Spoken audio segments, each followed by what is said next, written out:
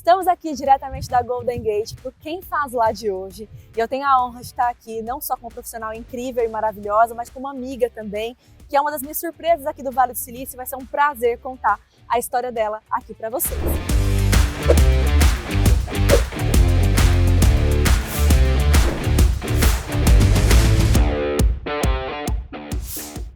Mari, obrigada pelo seu tempo, por estar aqui com a gente. Estamos aqui num dia maravilhoso, com essa ponte incrível, cartão postal aqui de São Francisco.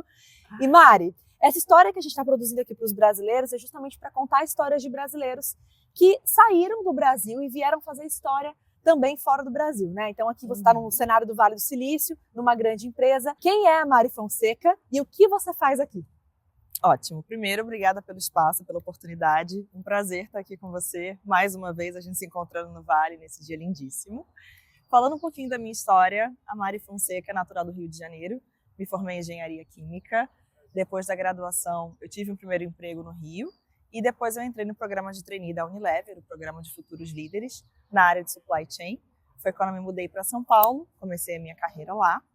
E fiz o programa de rotação, passei por algumas áreas diferentes dentro da empresa e depois de 3 anos e meio na Unilever, depois de ter concluído o programa e também assumido minha primeira vaga de gerente na área de Customer Service, surgiu a oportunidade de me juntar à Meta, ainda lá em São Paulo, e eu entrei na área de Business Operations para SBG, que é o grupo que presta suporte para os small businesses na América Latina inteira.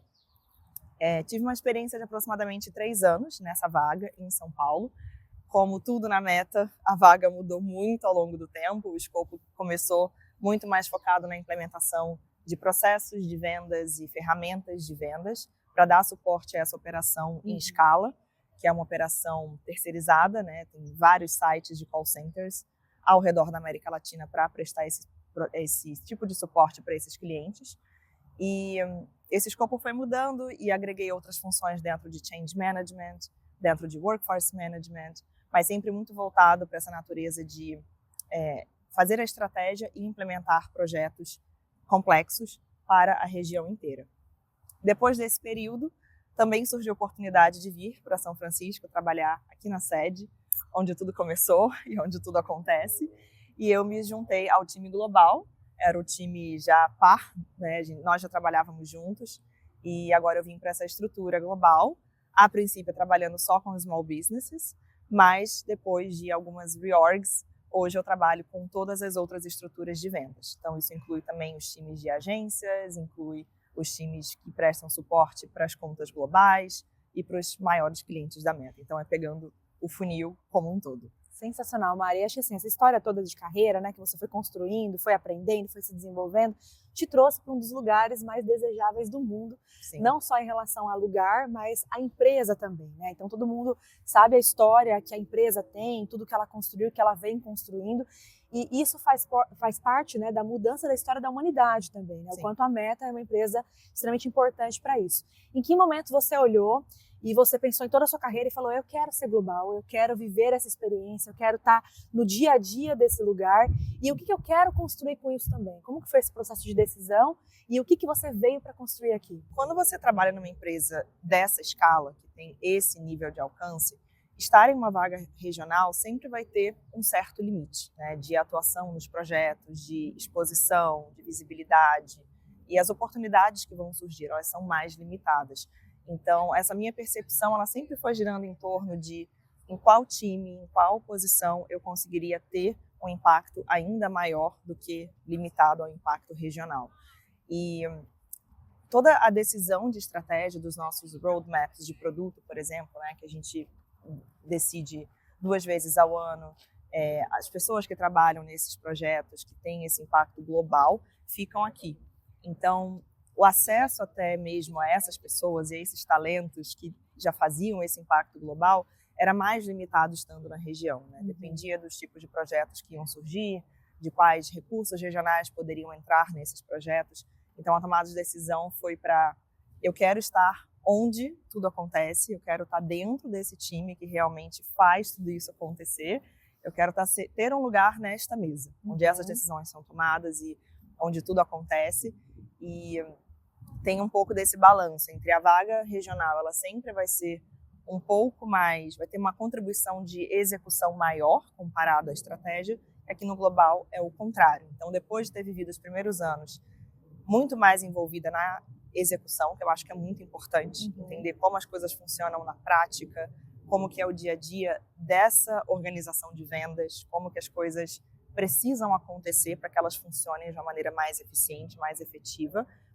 Juntar esse olhar e esse conhecimento do regional, eu acho que foi fundamental para trazer isso para uma outra escala, aqui no global, e conseguir gerar um impacto diferente e poder ter uma voz que conseguisse direcionar a estratégia, porque eu sabia do detalhe lá do regional. Então, para mim, foi um movimento que fez muito sentido, porque eu trouxe uma bagagem que poucas pessoas aqui do global têm, esse olhar do que funciona na prática, quais são as dores, o que a gente tem que resolver, olhar para algo que está sendo discutido aqui a nível de inovação e pensar, eu acho que isso não vai funcionar bem, porque eu estive lá dentro de uma operação e eu sei como é. Então, acho que foi uma junção muito boa e um movimento quase que natural de absorver todo esse conhecimento do regional, mas querer trazer isso para uma outra escala. Sim. Então, essa foi a tomada de decisão. E sair do Brasil sempre foi um sonho?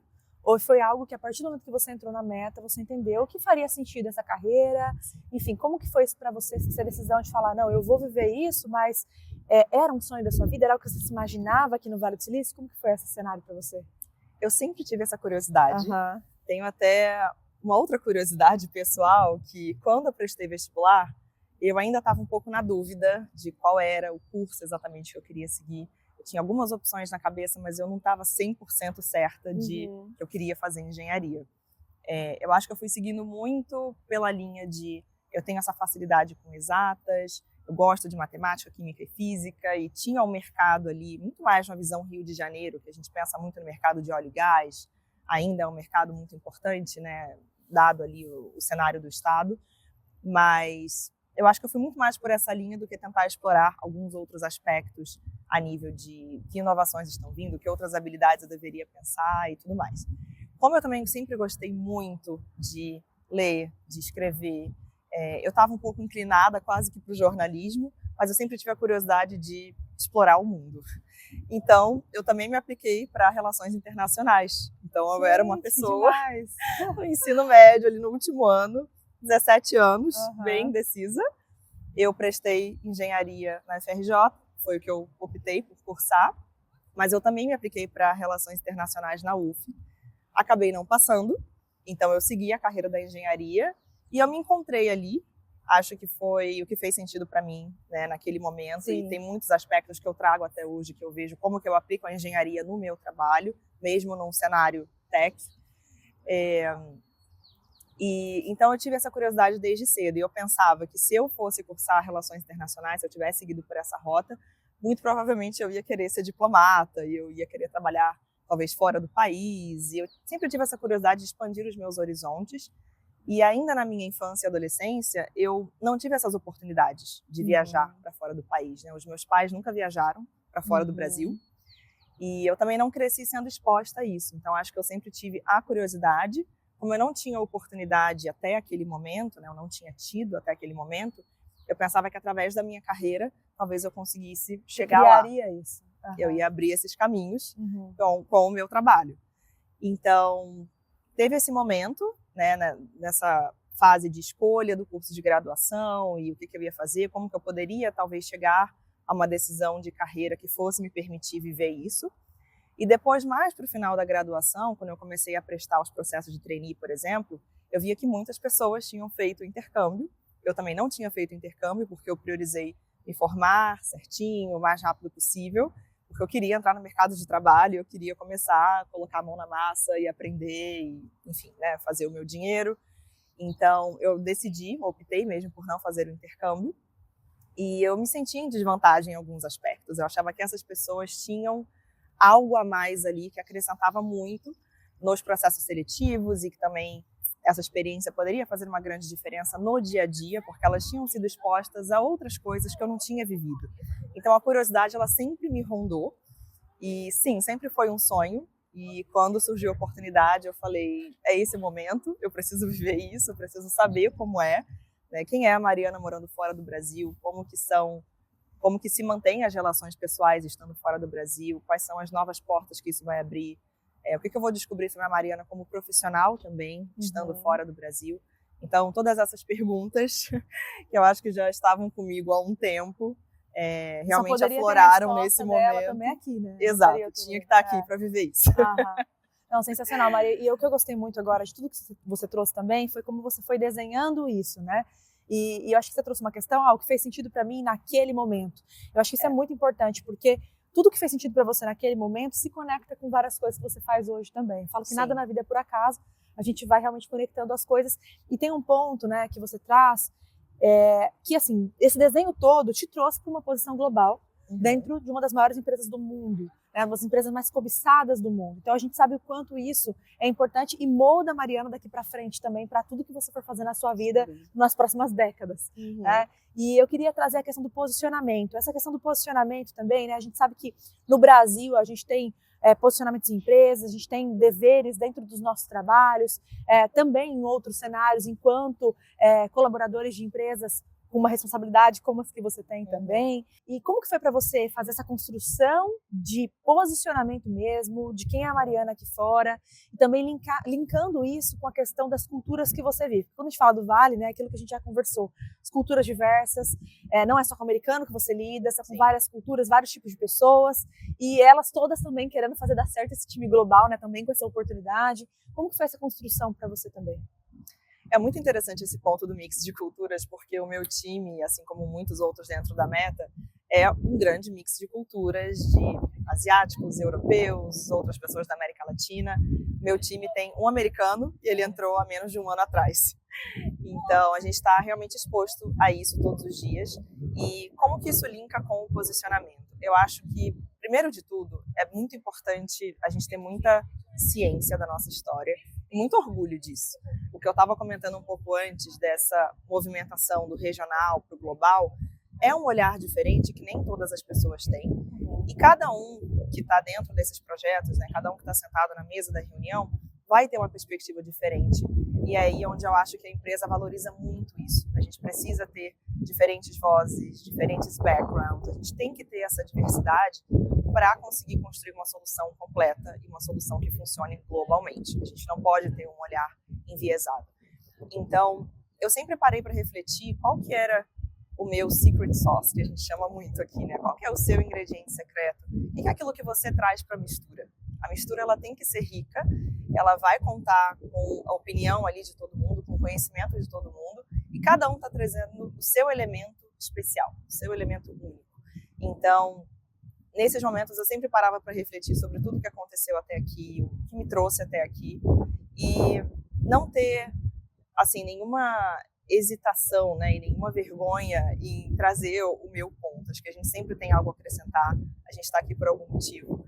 Então eu comecei a encontrar esse meu lugar e trazer a minha voz assim, com muito mais firmeza, com muito mais assertividade, que eu acho que é algo que, estando aqui no Vale, em uma empresa americana, dessa cultura americana que é influenciada por várias outras culturas, uma das coisas que a gente precisa ter é essa assertividade na fala e tentar assim, ser muito objetivo, o mais objetivo possível.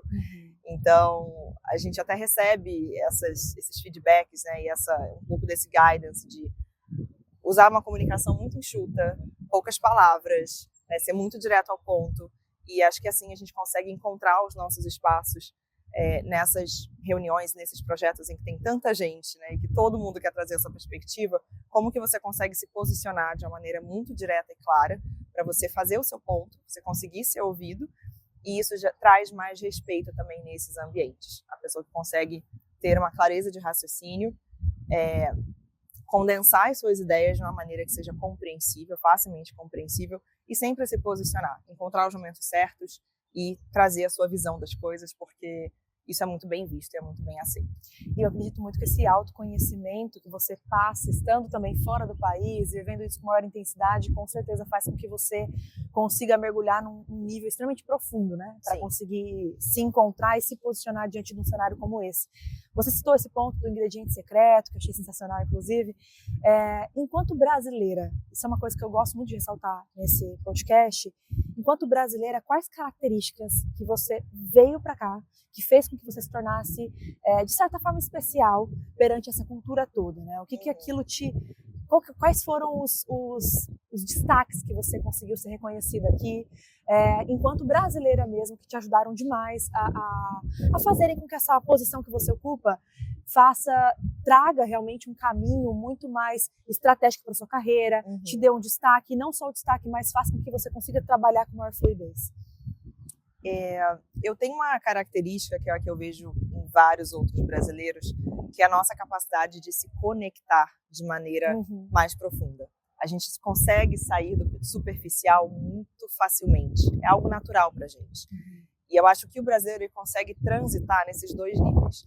A gente vai conseguir fazer essas small talks, se a gente precisar, né, a conversa de elevador, aquele pitch rápido, a gente também sabe fazer isso, mas eu acho que a gente leva para um nível mais profundo com muita naturalidade, sem precisar forçar. E por que isso é importante? Porque no trabalho, com a maioria das pessoas que a gente interage, a gente tem apenas 30 minutos para fazer um one-on-one, que agora, inclusive, tem caído para 25, que as pessoas querem deixar um buffer entre uma reunião e outra. Então, você tem 25 minutos para você fazer uma interação, às vezes semanal ou quinzenal, com um cross-functional, com um par, que é uma pessoa-chave nos projetos, que é algo super importante. Então, você entra com uma agenda super apertada, você tem que cobrir todos os pontos, e não sobra muito espaço para você se conectar em outros níveis. E sempre que a gente consegue criar esses momentos, seja quando a gente tem um off-site de time, a gente consegue se reunir pessoalmente e sai para um jantar, ou em outras reuniões que você cria e que você consegue dividir um pouco o tempo, né? A gente vai falar de trabalho, mas vamos tentar tocar em uma ou outra característica que você encontra uma afinidade com a pessoa e que você consegue desviar um pouquinho o assunto daquela agenda tão rígida e fechadinha que a gente tem. Tornar um pouco mais humano. Exatamente. Humanizar um pouco essa interação, eu acho que faz muita diferença. O quanto que isso aproxima a gente e o quanto que nós, seres humanos, somos drivados por essa empatia que a gente tem um pelo outro, né? Sempre que você consegue encontrar esse ponto em comum de seja um momento de vida parecido, alguma história do seu passado que era parecida e a pessoa consegue se conectar com você num outro nível, que sai daquele superficial do direto ao ponto do trabalho, eu acho que é muito rico e acho que nós fazemos isso muito bem. Tem um grande valor nessa construção de relação, na construção de confiança mesmo dentro da empresa. Então, isso é uma das coisas que eu trago, que eu valorizo muito e acho que a gente sabe fazer muito bem. E às vezes a gente dá por garantido, né, e acha que é uma coisa muito simples e que todo mundo sabe fazer, mas não. A gente que sabe fazer. A gente sabe fazer. O Mari, você citou durante aqui o nosso processo, né, de conversa sobre a questão da sua história, de ter orgulho, de conhecer a sua história, de não menosprezar isso, de enfatizar isso de uma forma muito positiva e que te dê até força, né, para continuar na sua jornada.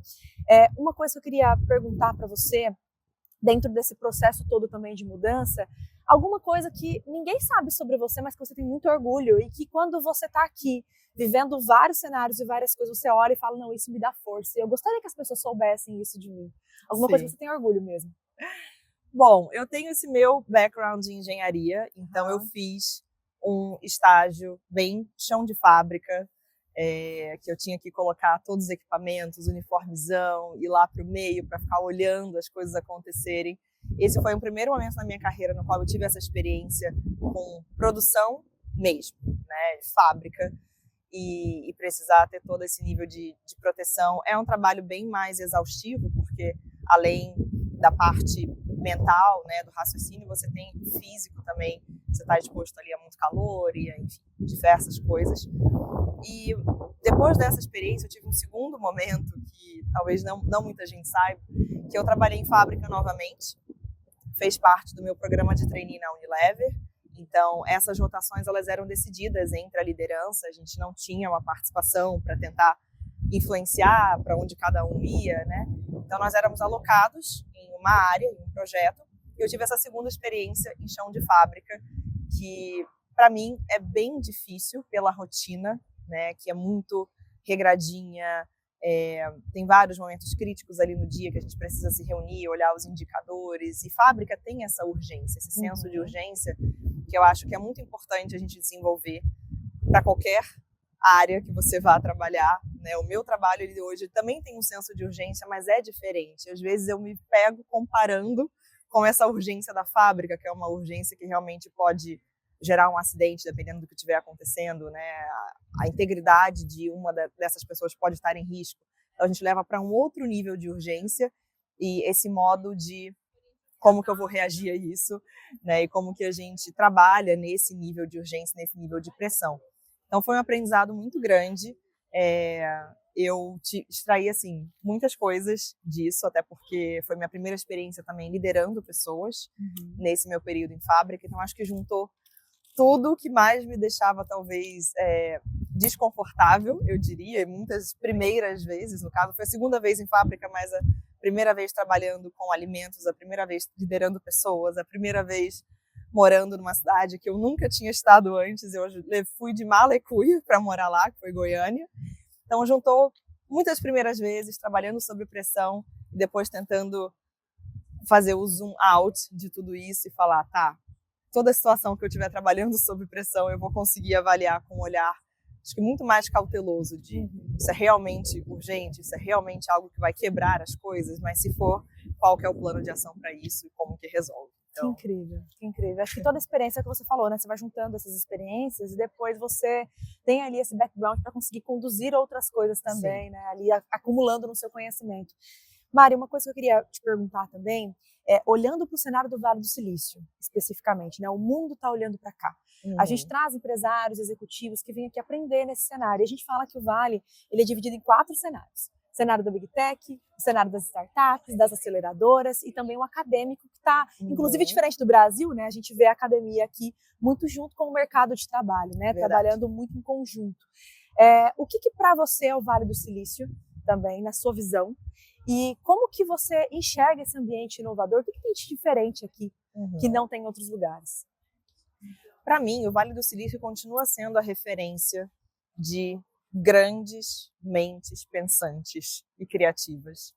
Para mim, não consigo me acostumar com o fato de qualquer lugar que eu vou, mesmo nos finais de semana, as coisas não param. Acho que as pessoas estão sempre dispostas a se conectar num café, desde o ambiente mais informal até um pouco mais corporativo, e sempre para discutir ideias, né? Parece que está tudo sempre acontecendo o tempo todo e as pessoas vêm de todos esses diferentes backgrounds, né, para realmente decolar alguma ideia aqui, né, colocar as coisas em prática ou aprender. Então parece que está todo mundo sempre assim muito aberto a qualquer tipo de conversa, a diferentes oportunidades, e é o lugar onde as pessoas realmente fazem acontecer.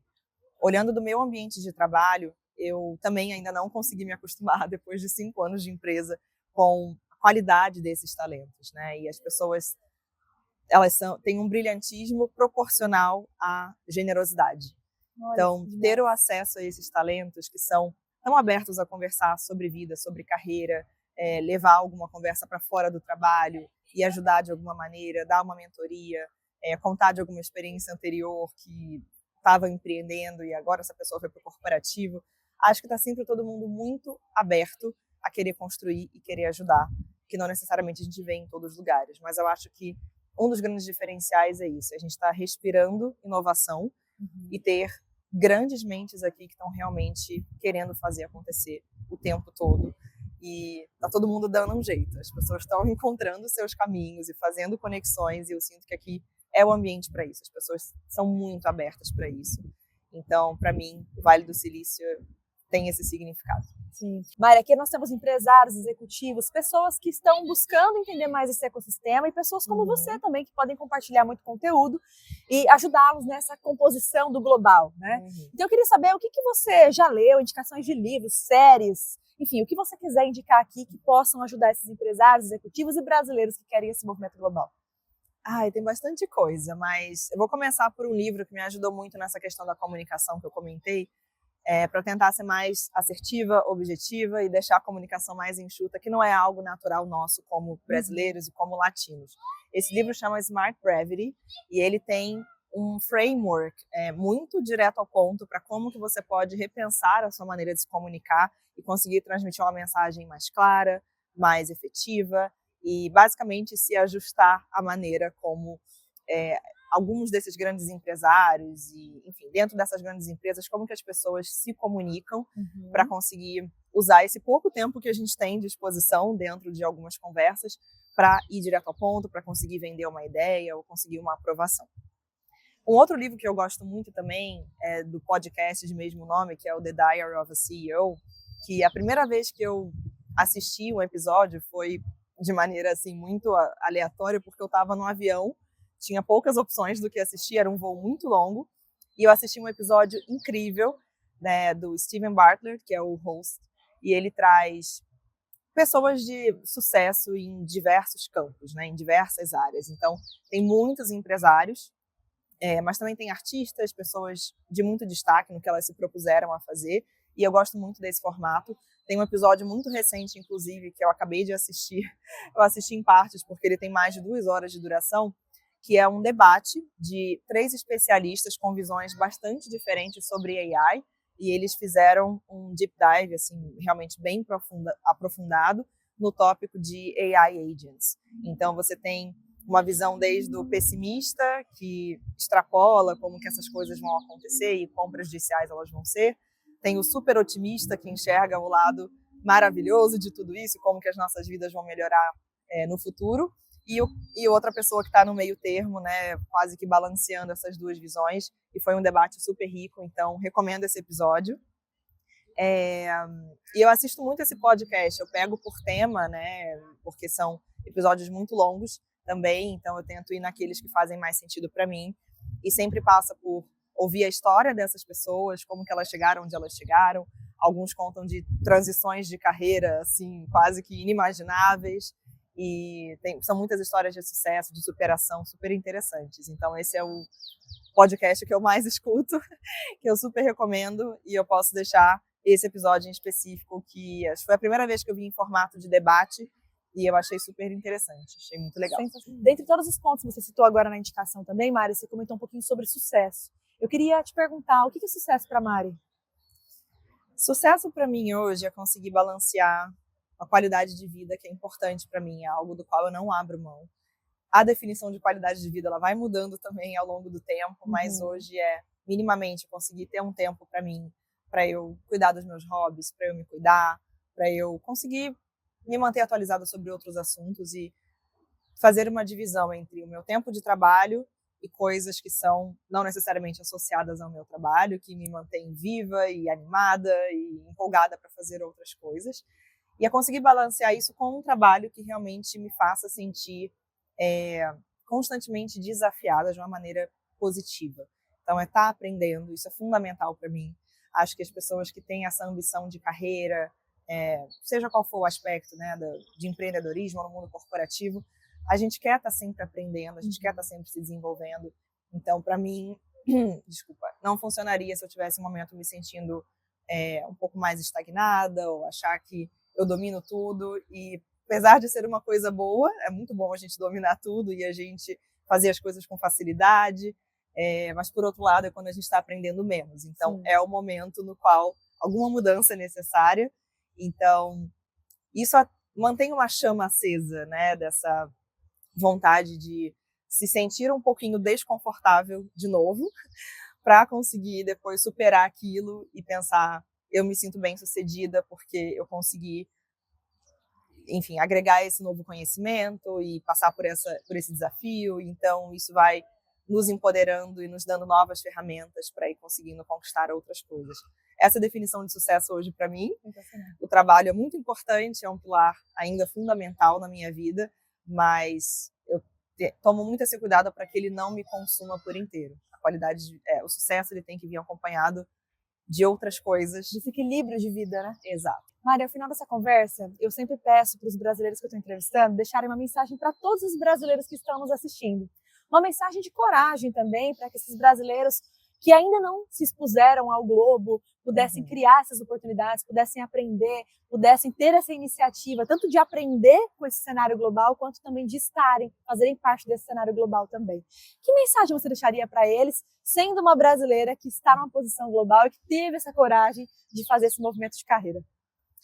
A mensagem que eu deixaria é para nenhum brasileiro nunca subestimar o poder da autenticidade. Eu comentei um pouquinho em uma resposta anterior sobre esse ingrediente secreto e o que eu acho que é um dos grandes diferenciais de nós como brasileiros, é essa questão de poder criar relações e se conectar de maneira muito fácil, muito natural com as pessoas e ser autêntico, ser quem a gente é, não tentar esperar o momento em que vai ter o inglês perfeito, que vai ter o inglês sem sotaque, que vai aprender algum conhecimento muito específico, que é o que vai te destacar no mercado. Muito provavelmente, com o que você tem agora, onde você está e com o que você sabe, já é mais do que suficiente para dar esse primeiro passo. Então, às vezes a gente se coloca barreiras que não existem, a gente cria empecilhos que estão só na nossa cabeça e que não está escrito em lugar nenhum, e a gente vai atrasando e adiando alguns sonhos que já poderiam estar acontecendo se a gente só abraçasse que o que a gente tem já é muito importante, já é um grande diferencial e que essa autenticidade ela vale ouro. Com certeza, esse mix de culturas que vive aqui e que é o que move tanta coisa, ele é realmente o backbone de tudo que acontece aqui. Então, a gente precisa da diversidade, a gente precisa continuar sendo a voz do que vai trazer a visão diferente, do que a gente tem a agregar. Tudo isso importa e tudo isso vai ser bem-vindo. Então, eu deixaria a mensagem para realmente abraçar a autenticidade, acreditar em si mesmo. Sempre vão ter coisas que a gente vai querer aprender mais e aprofundar e melhorar, mas isso pode ir acontecendo ao longo do processo. Não precisa ser um empecilho para começar.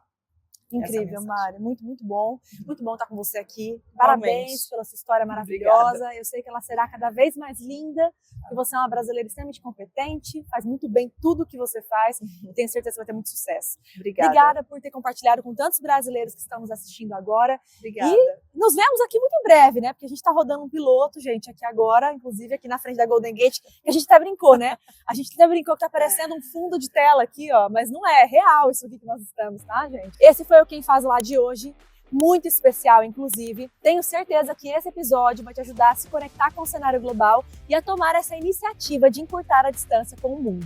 Muito obrigada, Mari. Obrigada. Nos vemos no próximo episódio. Com certeza. Obrigada.